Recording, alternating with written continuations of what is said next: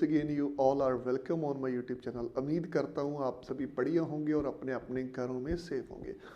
Welcome back. आज का जो हमारा संडे का स्पेशल शो है बहुत ख़ास होने वाला है आप सभी के लिए। इसमें इम्पॉर्टेंट अपडेट जितनी भी है कनाडा से आप सभी के साथ डिस्कस करूँगा। ये एक रिकॉर्डेड लाइव वीडियो, सो आपके जितने भी क्वेश्चंस हैं काइंडली कमेंट सेक्शन में आप पूछ सकते हैं। हमारी टीम, मैं खुद उस चीज़ का रिप्लाई डेफिनेटली करूँगा, तो इस वीडियो को स्किप मत करना। अगर आपको लगता है कि मेरी वीडियोस इन्फॉर्मेटिव होती है तो kindly subscribe my channel and press on the bell icon, because हमेशा कोशिश करता हूँ एक जेन्युइन, एक ऑथेंटिक इन्फॉर्मेशन आपके साथ शेयर करूँ। हमारा व्हाट्सएप ग्रुप जिसका लिंक मैंने कमेंट सेक्शन में दे रखा है, प्लीज़ उसे भी ज्वाइन कीजिए। उसमें हम न्यू अपडेट्स आपके साथ जो कनाडा, ऑस्ट्रेलिया, डिफरेंट कंट्री से आती हैं, डिफरेंट वीज़ा टाइप, जैसे पीआर वालों के लिए फ़्लाइट्स के रिगार्डिंग, इंटरनेशनल स्टूडेंट्स के बारे में, तो वो चीज़ें आपके साथ शेयर करते हैं। मेक श्योर आप उसे भी ज्वाइन कर लीजिए। तो आज की वीडियो बेसिकली किस चीज़ पर फोकस होगी? सबसे पहले इस वीडियो में मैं सक्सेस स्टोरीज आपके साथ शेयर करूंगा। रिसेंटली हमारे कुछ वीज़ाज आए हैं, ओपन वर्क परमिट के, स्टूडेंट वीज़ा, तो आपको एक मोटिवेशन मिले कि दैट प्रोसेसिंग टाइम है जो आगे से कम हो चुका है। कल प्रोसेसिंग टाइम डिफरेंट था, आज स्टूडेंट वीज़ा का प्रोसेसिंग टाइम कम हो चुका है। कितना समय है, आने वाले समय में डिक्रीज़ होगा कि नहीं होगा, उस चीज़ पर बात करेंगे। आफ्टर दैट इंटरनेशनल स्टूडेंट्स पर बात करेंगे, ओपन वर्क परमिट वालों पर बात करेंगे, आने वाली फरवरी कैसी होगी, क्या क्या नए अपडेट्स आएंगे, क्योंकि बहुत सारे जो अपडेट्स हैं पहले मैंने एक मंथ पहले ही अनाउंस कर दिए थे कि आने वाले मंथ में ये चीज़ हो सकती है। उस चीज़ पर बेसिकली हम बात करेंगे।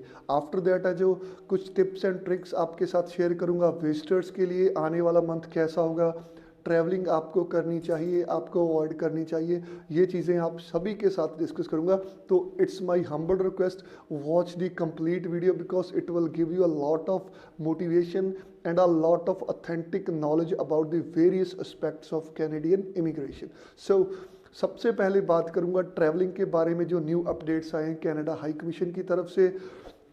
अगर आपने कनाडा ट्रैवल करना है तो आपको क्वारंटाइन होना है, वो डेफिनेटली मैंडेटरी है, आप सभी को पता है। लेकिन उसमें एक ड्रास्टिक चेंज आया है, एक इम्पॉर्टेंट चेंज आया है। वो चेंज क्या है?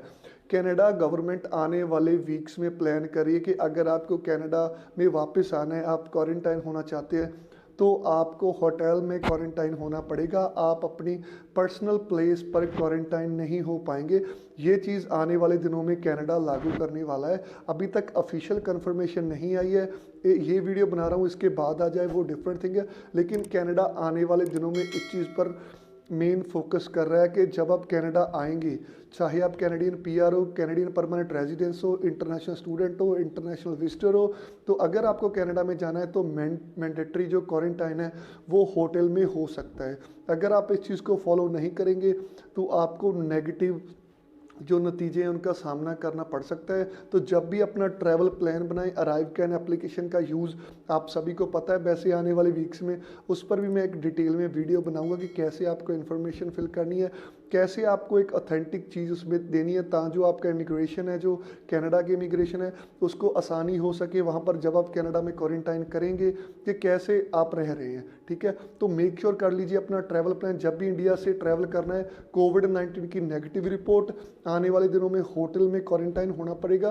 तो मैं तो ये चीज़ कहूँगा कि अगर आप कनाडा से इंडिया आना चाहते हो तो इन दिनों अगर आप इंटरनेशनल स्टूडेंट हो, विजिटर हो, वर्क परमिट होल्डर हो, तो please it's my humble request, अपनी जो ट्रैवलिंग है उसको अवॉइड कीजिए। बिकॉज कनाडा के प्राइम मिनिस्टर, कनाडा के इमिग्रेशन मिनिस्टर बार बार इस चीज़ पर फोकस कर रहे हैं कि that do not travel in this time. ठीक है, तो ये थे इंपॉर्टेंट अपडेट ट्रैवलिंग को लेकर, क्वारंटाइन को लेकर। अब बात करूंगा इंटरनेशनल स्टूडेंट्स के बारे में। बहुत सारी कन्फ्यूजन्स है प्रोसेसिंग टाइम पर, वैसे मैंने कल एक वीडियो बनाई थी, लेकिन उस चीज़ पर अब क्लैरिटी भी दूंगा बाद में। Open work permit, Canada, PR, PNP, सभी के लिए कुछ ना कुछ लेकर आया हूँ, वीडियो को स्किप मत करना। तो इंटरनेशनल स्टूडेंट्स के बारे में क्या इंपॉर्टेंट चीज़ है, 2-3 दिन पहले आज से बहुत सारे लोगों ने वीडियो पोस्ट की, मैंने भी कल एक वीडियो पोस्ट की थी जिसमें मैंने जो प्रोसेसिंग टाइम है वो 35 वीक प्लस का बताया था। लेकिन साथ में मैंने आपको ये चीज़ भी बताई थी कि आने वाले दिनों में जो प्रोसेसिंग टाइम है डेफिनेटली डिक्रीज़ हो सकता है। अब प्रोसेसिंग टाइम किसी भी फाइल का डिक्रीज़ क्यों होता है, इंक्रीज़ क्यों होता है, उस चीज़ के बारे में बात करेंगे, बिकॉज बहुत सारे लोग ये चीज़ पूछते हैं। तो प्रोसेसिंग टाइम इंक्रीज़ क्यों होता है और डिक्रीज़ क्यों होता है?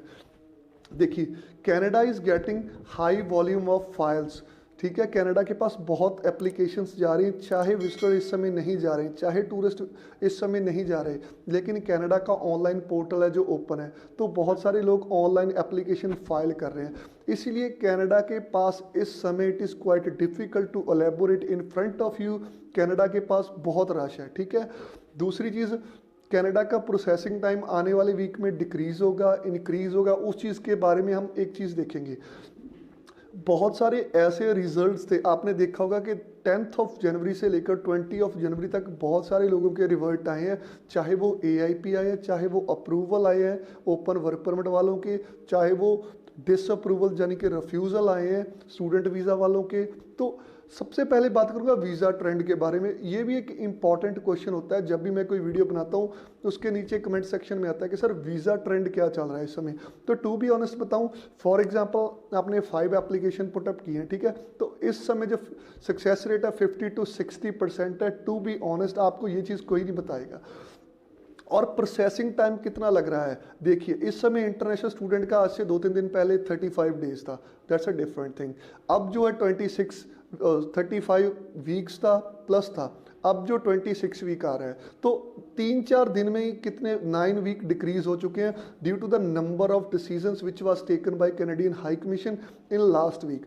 तो आने वाले वीक में हम एक्सपेक्ट कर सकते हैं, आने वाले मंथ में हम एक्सपेक्ट कर सकते हैं कि ये प्रोसेसिंग टाइम और भी डिक्रीज हो जाएगा, क्योंकि जब हम पहले student visa open work permit की फाइल पुटअप करते थे तो स्टूडेंट वीज़ा में मैक्सिमम 3 to 4 वीक में XDS फाइल का रिवर्ट आ जाता था।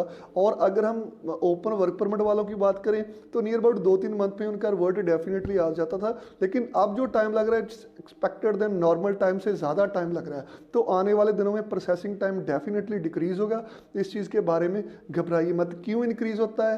क्योंकि number of application Canadian high commission के पास पहुँच चुकी हैं, that's why they are facing problem to giving the results of that respected applications, ठीक है। आफ्टर दैट जो बात करूंगा मैं आपके साथ, ये चीज़ इंपॉर्टेंट थी। अब बात करूंगा इंटरनेशनल स्टूडेंट्स के बारे में कि आपको मई इनटेक के लिए अप्लाई करना चाहिए नहीं करना चाहिए।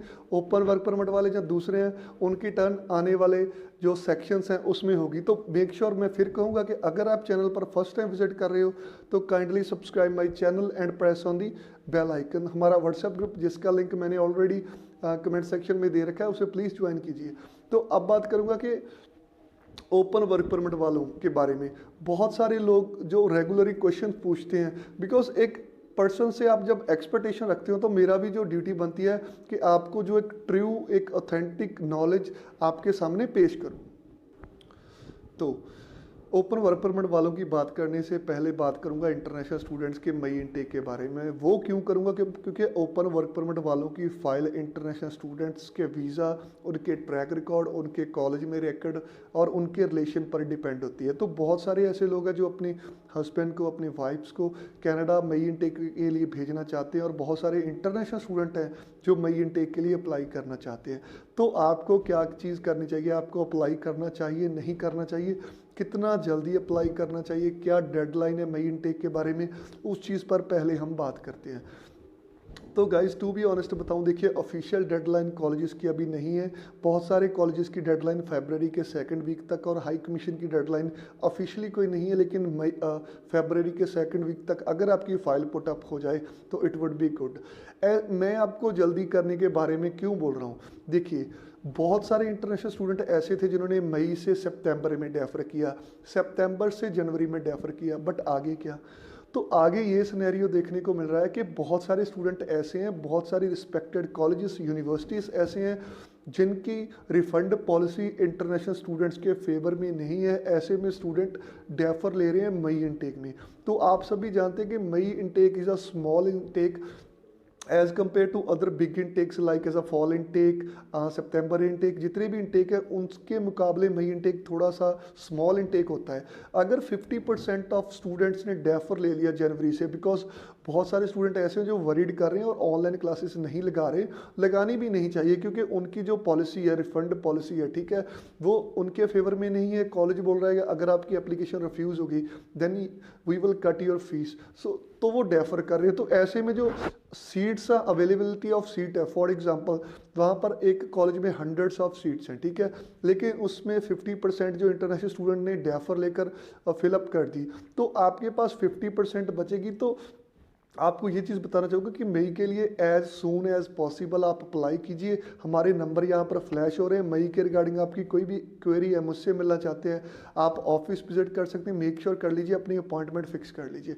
तो मई इनटेक आपके लिए एक बढ़िया इनटेक होने वाला है। अब जो बच्चों के क्वेश्चंस आते हैं कि May intake would be online, offline और एआईपी वाला सिस्टम चलेगा, क्योंकि सर पहले आप बोल रहे थे, बहुत सारे रिस्पेक्टेड एजेंट्स बोल रहे थे, इवन कनाडा भी बोल रहा था कि जो एआईपी वाला सिस्टम है ये सिर्फ सितंबर इनटेक के लिए है, जनवरी इनटेक के लिए एआईपी वाला सिस्टम नहीं है। तो क्या मई इनटेक के लिए ये चीज़ें होंगी? तो गाइस टू बी ऑनेस्ट बताऊँ, इस समय किसी को भी ये चीज़ मालूम नहीं है कि मई इनटेक के बारे में कि ये चीज़ें होगी, ये चीज़ें नहीं होगी। तो इस समय हम पॉजिटिव होप पर लेकर ही चलेंगे कि May intake would be offline, would be on campus. तो जल्द से जल्द अपना अप्लाई कीजिए मई इनटेक के बारे में, लेकिन अप्लाई करने से पहले, रिफ्यूज़ल से बचने से पहले मेक श्योर कर लीजिए आपका कोर्स रेलिवेंट है, किसी मॉड्यूल में आपके जो एकेडमिक के सब्जेक्ट से उनमें मार्क्स तो नहीं कम और उसके रिलेटेड आपने कोई कोर्स तो नहीं ले लिया। बिकॉज बाद में ये क्या होता है कि रिफ्यूज़ल जब आती है ना, तो इन चीज़ों पर हम फोकस करते हैं। अगर हम पहली बार अम्बेसी में इतने पॉजिटिव होकर जाएं तो it will be good for us. तो इस चीज़ के बारे में आप मेक श्योर कर लीजिए। तो एआईपी वाले सिस्टम की क्लैरिटी अभी यही है कि May intake would be offline, लेकिन आने वाले दिनों में अगर कोई सिनेरियो चेंज हो जाता है तो वो डिफरेंट थिंग है। अब बच्चे तो डेफिनेटली कमेंट आएगा कि सर आप मई इनटेक के बारे में बोल रहे हैं, जनवरी वालों का रिवर्ट नहीं आ रहा। तो गाइस मेरा हर बार यही क्वेश्चन होता है, हर बार यही आंसर होता है कि Canada is expecting higher than normal value, normal volume के मुकाबले उनके पास जो हायर नंबर ऑफ एप्लीकेशंस है, रिवर्ट आने बहुत स्टार्ट हो गए हैं। अगर उनका प्रोसेसिंग टाइम ऑफिशियल वेबसाइट पर डिक्रीज़ हो रहा है, वो क्यों हो रहा है? Because they are giving the result. और जनवरी के लास्ट में, फरवरी के फर्स्ट वीक में आपको बहुत सारे रिवर्ट्स, रिजल्ट पॉजिटिव है नेगेटिव है वो डिफरेंट थिंग है, लेकिन आपको देखने को मिलेंगे। बहुत सारे ओपन वर्क परमिट के रिवर्ट आने स्टार्ट हो चुके हैं, बहुत सारी कंप्लीट फाइल थी, एआईपी आया, लेकिन रिवर्ट तो आया ना हाई कमीशन का कि आप अपनी ऑनलाइन क्लासेस चूज़ कीजिए। तो ये मई इनटेक के बारे में जो मेरी एक्सपेक्टेशंस हैं, जल्द से जल्द आप अप्लाई कीजिए। इससे पहले कि बहुत सारे कॉलेजेस हैं, मेडिकल रिलेटेड कॉलेजेस हैं, उन कॉलेजेस में अभी सीट मिलना इट्स क्वाइट डिफ़िकल्ट हो चुका है। तो आप इस चीज़ के बारे में समझिए, इट्स माई हम्बल रिक्वेस्ट, ठीक है। अब बात करूंगा ओपन वर्क परमिट वालों के, आपको वेट नहीं करवाऊंगा। तो गाइस ओपन वर्क परमिट वालों का सबसे पहला जो क्वेश्चन होता है कि सर हमने एमपी से इंक्वायरी करवा ली, हमने वेब फॉर्म से इंक्वायरी करवा ली, हमारी फाइल का रिवर्ट नहीं आ रहा, हमारी फाइल का यही बात कर रहे हैं कि आने वाले दिनों में आपकी फाइल का रिवर्ट आ जाएगा, हमारे पास लिमिटेड नंबर ऑफ स्टार्ट है। अगर किसी को ये रिप्लाई आया तो प्लीज़ कमेंट सेक्शन में लिखना ज़रूर, ठीक है। तो उस चीज़ का मैं आंसर क्या दूँ? देखो, आपने एमपी से इंक्वायरी कर ली, आपने वेब फॉर्म भर लिया, आपने ईमेल कर ली, अगर फिर भी वो बोल रहे हैं कि आपकी फ़ाइल क्यू में आपको वेट करनी पड़ेगी, तो then guys it's one answer, one line answer कि आपको वेट ही करनी पड़ेगी। उसके अलावा हम इस समय कुछ भी नहीं कर सकते। लेकिन एक मैंने यूनिक चीज़ देखी, एक मैंने ट्रेजेडी देखी, जो देखिए फरवरी की बहुत सारी फाइल पेंडिंग है, मार्च की पेंडिंग है, इवन ऑनलाइन फाइल उससे बाद जो ओपन वर्क परमिट वालों की सबमिट हुई थी वो पेंडिंग है। लेकिन एक दो एप्लीकेशंस मैंने ऐसी देखी जिन्होंने अदर कंट्री में बायोमेट्रिक करवाए थे। मेरा एक क्लाइंट है, उन्होंने मुझे स्पेशली बोला कि सर आप अपनी नेक्स्ट वीडियो में ओपन वर्क परमिट की मेरी स्टोरी शेयर करना। तो उनकी जो बायोमेट्रिक है दुबई में थी, आई थिंक नियर अबाउट 30 और 14 ऑफ फरवरी को, जनवरी को उनकी बायोमेट्रिक थी दुबई में। अब आप सभी को जानते हैं कि बहुत सारे लोग ऐसे थे जिन्होंने दुबई में अपनी बायोमेट्रिक करवाई थी, नेपाल में करवाई थी, अभी तक रिवर्ट नहीं आया। लेकिन मैं आपके साथ यहाँ पर शेयर कर रहा हूँ कि उनका रिवर्ट 5 वर्किंग डेज में उनको मिल चुका है और उनकी पासपोर्ट सबमिशन की रिक्वेस्ट है जो हाई कमीशन से आ चुकी है। ये चीज़ मैं आपके साथ क्यों शेयर कर रहा हूँ? देखिए, ये चीज़ तो दिखाती है कि कनाडा का प्रोसेसिंग टाइम वो vary on application to application करता है, vary on visa officer to officer करता है। इसमें कोई ऑफिशियल कंफर्मेशन नहीं है कि आपका रिवर्ट 5 वीक नहीं आएगा, आपका रिवर्ट 10 वीक नहीं आएगा। हो सकता है कि आपका रिवर्ट 1 वीक में आ जाए, हो सकता है कि आपका रिवर्ट है जो 5 वीक ना आए। तो it's depend upon Canadian high commission, it's depend upon respected visa officers. तो इस चीज़ के बारे में आप समझिए। लेकिन ओपन वर्क परमिट वालों का भी बैकलॉग क्लियर हो चुका है बहुत सारा। जितना भी पेंडिंग बैकलॉग है वो एक्सपेक्ट कर रहे हैं फरवरी के फर्स्ट और सेकंड वीक आप सभी के लिए क्रूशियल और इम्पॉर्टेंट होने वाला है, जिनकी पेंडिंग फाइल्स बाकी हैं। बिकॉज स्टूडेंट को कहीं ना कहीं उन्होंने थोड़ा सा फ्लो स्लो कर दिया और बाकी रेस्ट ऑफ द कैटेगरीज के टुवर्ड अपना जो फ्लो है थोड़ा सा फास्ट कर दिया है। तो it may be good time. उम्मीद करता हूँ कि आपके जो रिवर्ट हैं वो पॉजिटिव आए आने वाले समय में, और आप सभी अपने जो स्पाउस है वहाँ पर स्टडी कर रहे हैं उनके लिए सपोर्ट करने जा सके उनके साथ। तो ये थी ओपन वर्क परमिट वालों के लिए इम्पॉर्टेंट अपडेट। अब बात करूँगा जो हर वीडियो में कमेंट करते हैं टूरिस्ट, विजिटर्स और पीआर वालों के बारे में। 3 कैटेगरी के बारे में बात करूँगा, बायोमेट्रिक पर बात करूँगा, कुछ क्वेश्चंस के आंसर दूंगा आपके, और कुछ आपके साथ टिप्स शेयर करूँगा। वीडियो के साथ बने रहना, आगे भी देखना। इंटरनेशनल विजिटर्स हैं, इंटरनेशनल टूरिस्ट हैं, अगर कनाडा इस समय अप्लाई करना चाहते हो, क्या आपको अप्लाई करना चाहिए? न्यू वीज़ा अप्लाई करना चाहिए? पेंडिंग फाइल इंटरनेशनल स्टूडेंट्स का रिवर्ट कब आएगा? ये चीज़ हम आगे डिस्कस करेंगे। अब बात करूँगा कि टूरिस्ट वीज़ा वालों के लिए कि आपको tourist visa, visitor visa apply करना चाहिए या नहीं करना चाहिए, और बाद में आपका रिवर्ट कितने समय में आएगा। बिकॉज ये क्वेश्चन है जो इस समय पीक लेवल पर है। बहुत सारे लोग पूछते हैं कि सर आप अपनी वीडियोस में टूरिस्ट वीज़ा, विजिटर वीज़ा वालों की बात नहीं करते हैं। तो मैंने ये पर्टिकुलरली सोचा कि आज की वीडियो में कुछ क्लैरिटी दूं कि वीज़ा अप्लाई करना चाहिए, नहीं करना चाहिए। देखिए, अगर आपका जाने का रीज़न असेंशियल है, आप वहाँ पर ऑथ सेरेमनी पर जाना चाहते हो, आपकी बेटी वगैरह प्रेग्नेंट है, तो आप उस केसेस में ट्रैवल कर सकते हो। अदरवाइज़ आप बर्थडे पार्टी पर जाना चाहते हो, कन्वोकेशन पर जाना चाहते हो, मैरिज सेरेमनी पर जाना चाहते हो, तो आपको प्रॉब्लम आ सकती है। आपका वीज़ा डिनाई होने के चांसेस इस समय बहुत ज़्यादा हैं। तो मैं आपको ये चीज़ बताना चाहूँगा कि आप इस समय विजिटर वीज़ा और टूरिस्ट वीज़ा ना अप्लाई कीजिए। बिकॉज आप पिछले दिनों में आपने देखा होगा कनाडा बार बार यही चीज़ बोल रहा है कि आप अनअसेंशियल, नॉन असेंशियल ट्रैवलिंग को अवॉइड कीजिए। तो ऐसे में टूरिस्ट वीज़ा मिलना, विजिटर वीज़ा मिलना, इट इज़ क्वाइट डिफ़िकल्ट अगर आपका रीज़न अनअसेंशियल है। लेकिन आने वाले वीक में, आने वाले मंथ में आपको गुड न्यूज़ मिल सकती है या नहीं मिल सकती। फरवरी में विजिटर वीज़ा, पीआर वालों के बायोमेट्रिक ओपन हो सकते हैं या नहीं ओपन हो सकते। तो गाइस आपको एक चीज़ बताता हूँ, जब से 2 वे कोरियर का सिस्टम स्टार्ट हुआ है, ठीक है, आप सभी ने देखा होगा कि आफ्टर दैट बायोमेट्रिक ओपन हुई इंटरनेशनल स्टूडेंट्स के लिए, फैमिली क्लास वालों के लिए, ठीक है। बाद में 1-2 मंथ का टाइम लगा, लेकिन अब जो अनाउंसमेंट हुई वर्कर्स के लिए हुई। तो ऐसे में कौन सी कैटेगरी बचती है आप सभी को मालूम है। अगर आपने पीआर के लिए अप्लाई किया है, जैसे एक्सप्रेस एंट्री में अप्लाई किया है, पीएनपी के लिए अप्लाई किया है, आप विजिटर वीज़ा अप्लाई करना चाहते हो, जब विजिटर वीज़ा अप्लाई किया है, आपकी बायोमेट्रिक पेंडिंग है, तो आने वाले मंथ में आपके लिए एक गुड न्यूज़ आ सकती है। श्योर नहीं कहूँगा, आप पुराना सर्वे देख सकते हो, पुरानी प्रोडिक्शन देख सकते हो, और आप इतने पढ़े लिखे हो कि आप इस चीज़ के बारे में सेंस लगा सकते हो कि फरवरी में आपके लिए एक इम्पॉर्टेंट अनाउंसमेंट आ सकती है। Because rest of the all categories के लिए बायोमेट्रिक इंडिया में ओपन हो चुका है। तो ऐसे में कौन सी कैटेगरी बची? ओनली टूरिस्ट, विजिटर्स, ठीक है, और जितने भी पीआर वाले हैं वो कैटेगरी बची। तो आपके लिए बायोमेट्रिक को लेकर गुड न्यूज़ आ सकती है। लेकिन विजिटर वीज़ा अभी आप 1-2 मंथ अवॉइड कीजिए, अनएक्सपेक्टेड रिफ्यूज़ल मिल सकती है आपको। बिकॉज इस समय जिनके पास वैलिड विजिटर वीज़ा है, वैलिड टूरिस्ट वीज़ा है, जाने का रीज़न भी जेन्युइन है, उनकी भी ऑथराइजेशन रिस्पेक्टेड हाई कमीशन है जो रिफ्यूज़ कर रहा है। तो ऐसे में आप भी इस चीज़ के बारे में समझेंगे कि आपको आपका वीज़ा अप्लाई मत कीजिए। बहुत सारे एजेंट्स ऐसे हैं, बहुत सारे लोग ऐसे हैं इंडस्ट्री में हमारी इंडस्ट्री आपको बताता हूँ कि एक डर का बिजनेस है, जितना हम डराएंगे आपको उतना कमाएंगे।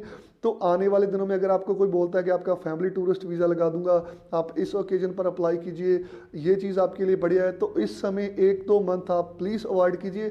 उसके बाद टूरिस्ट का क्या ट्रैफिक होगा वो डिफरेंट सिनेरियो है। तो टूरिस्ट विजिटर वीज़ा वालों अभी वेट कर लो।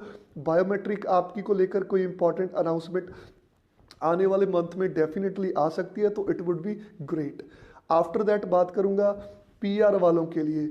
बहुत सारे लोग बोलते हैं कि सर आप पीआर वालों की बात कम करते हो, हमारा भी बताओ कितने पीआर वाले प्रोग्राम है। जैसे पीएनपी के लिए किसी ने अप्लाई किया है, किसी ने एक्सप्रेस एंट्री में अप्लाई किया है, किसी ने क्यूबिक में अप्लाई किया है, ठीक है, किसी ने किसी अटलांटिक प्रोग्राम में अप्लाई किया है, वर्क परमिट अप्लाई किया है लीमिया वाला। तो आपका रिवर्ट कब आएगा, आपके लिए बायोमेट्रिक कब होगी, आपको अदर कंट्री जाना सेफ है या नहीं है, आपको ट्रैवल करना चाहिए किसी और कंट्री बायोमेट्रिक के लिए, आपकी फाइल्स के रिवर्ट कब आएंगे। तो इस चीज़ के बारे में एक आपके साथ छोटी सी स्टोरी शेयर करूंगा। देखिए, कनाडा का जो इमिग्रेशन प्लान है, कनाडा ने अनाउंस किया था कि 4 lakh plus immigrant per year वो आने वाले 3 सालों में इनवाइट करेंगे कनाडा में।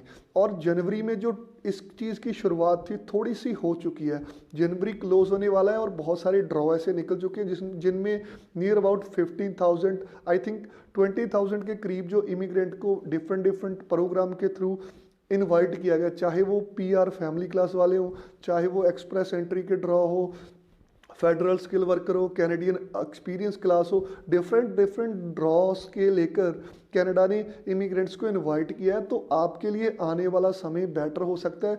जब आपने एक्सप्रेस एंट्री के लिए अप्लाई किया था, जब आपने पीएनपी के लिए अप्लाई किया था, तब जो कनाडा का सिस्टम वो और था। पिछले साल उन्होंने कम इमिग्रेंट्स बुलाने थे। इस साल बहुत सारी प्रोविंसेस ऐसी हैं, जैसे न्यू ब्रंसविक हो गया, यूकन वाली साइड है, वहाँ पर जो वहाँ की पॉपुलेशन है वो आने वाले दिनों में रिटायर होने वाली है। तो ऐसे में आपके लिए अपॉर्चुनिटीज़ इंक्रीज होंगी, तो आपका जो वीज़ा सक्सेस रेट है, आपकी फ़ाइल की प्रोसेसिंग है, वो भी इंक्रीज होगी।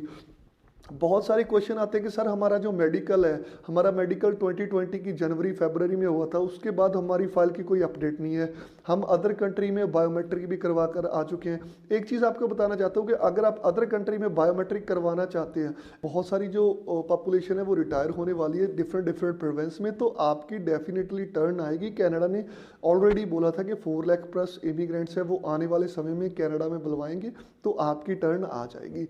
वर्क परमिट वालों का जो क्वेश्चन आता है, मैं आपकी रिस्पेक्ट करता हूँ कि आप जब किसी पर्सन से एक्सपेक्टेशंस रखते हो तभी आप उस चीज़ के बारे में उस पर्सन को बोलते हो। तो वर्क परमिट की बायोमेट्रिक इंडिया में ऑलरेडी स्टार्ट हो चुकी है, तो आप अपनी वर्क परमिट की अपॉइंटमेंट ले सकते हैं। उसमें कोई हेल्प चाहिए, हमारा व्हाट्सएप नंबर यहाँ पर स्क्रॉल हो चुका है, तो आप हमें कॉन्टैक्ट कर सकते हैं।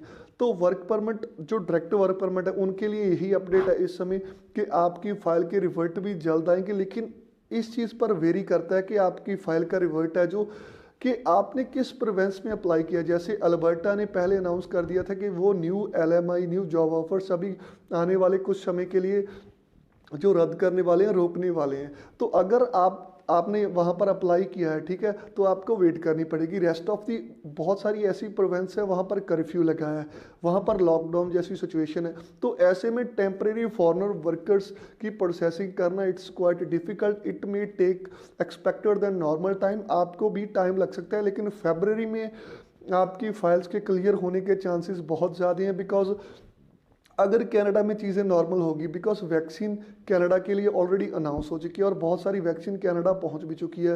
अगर ठीक समय पर कनाडा में कोविड-19 के केसेस कम होने लगे तो डेफिनेटली कनाडा एक ऐसी कंट्री है जिसका इमिग्रेशन के बिना सर्वाइव करना बहुत डिफ़िकल्ट है। चाहे इंटरनेशनल स्टूडेंट हैं, चाहे टूरिज्म है, चाहे डिफरेंट प्रोग्राम में लोग हैं, चाहे टेम्परेरी फॉरेनर वर्कर हो, तो कनाडा का आपके बिना सर्वाइव करना बहुत मुश्किल है, क्योंकि आपका बहुत बड़ा रोल होता है उनकी इकोनॉमी में, और आगे भी आने वाले समय में आपका जो रोल है बहुत बड़ा होगा उनकी इकोनॉमी में। तो इस चीज़ को आप समझिए, आपके रिवर्ट भी डेफिनेटली जल्दी आ जाएंगे। अगर आपकी बायोमेट्रिक नहीं भी हुई तब भी आपको पासपोर्ट रिक्वेस्ट आ सकती है, बिकॉज कनाडा ने पहले अनाउंस कर दिया था कि if you are foreigner worker you are exempt from biometric. जी हाँ, अगर आप फॉरेनर वर्कर हो, आप एग्जेम्प्ट हो बायोमेट्रिक से आप इंटरनेट पर चेक भी कर सकते हो उनकी ये अनाउंसमेंट। तो गाइस ये वीडियो इंपॉर्टेंट थी। आज का शो आपको कैसा लगा प्लीज़ कमेंट सेक्शन में अपना पॉजिटिव फीडबैक ज़रूर देना। और एक चीज़, हर संडे आपके लिए एक स्पेशल शो लेकर आऊँगा जिसमें पूरे वीक्स की जो अपडेट्स हैं वो आपके साथ शेयर करूँगा।